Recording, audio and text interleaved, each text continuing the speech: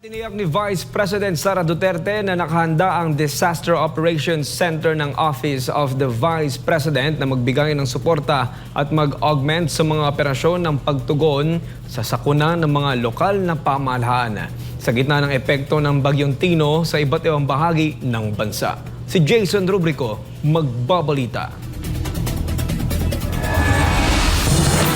Sa isang pahayag, nanawagan si Vice President Sara Duterte sa lahat ng mamamayan na manatiling mapagmatyag upang matiyak ang kaligtasan ng bawat isa. Yan ay sa gitna ng epekto ng Bagyong Tino sa iba't ibang bahagi ng bansa.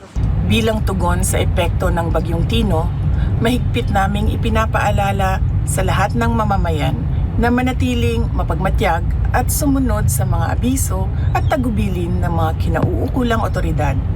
Ang kaligtasan at kapakanan ng bawat isa ang nananatiling pangunahing layunin sa panahong ito. Binigyang diin din ni VP Sara ang mga pangunahing paalala sa kaligtasan, kabilang ang pagpapanatili sa loob ng bahay, paghahanda ng mga go bag at iba pa.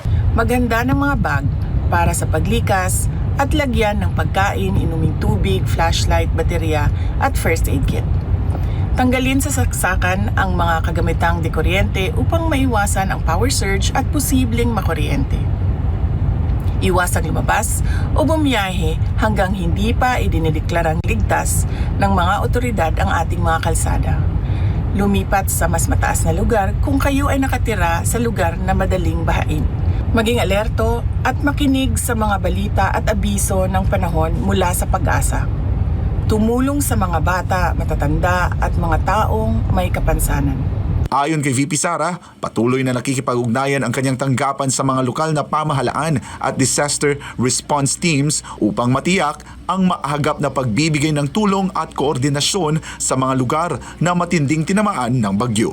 Nakahanda ang Disaster Operations Center ng tanggapan ng Pangalawang Pangulo upang magbigay suporta at mag-augment sa mga operasyon ng pagtugon sa sakuna ng mga lokal na pamahalaan.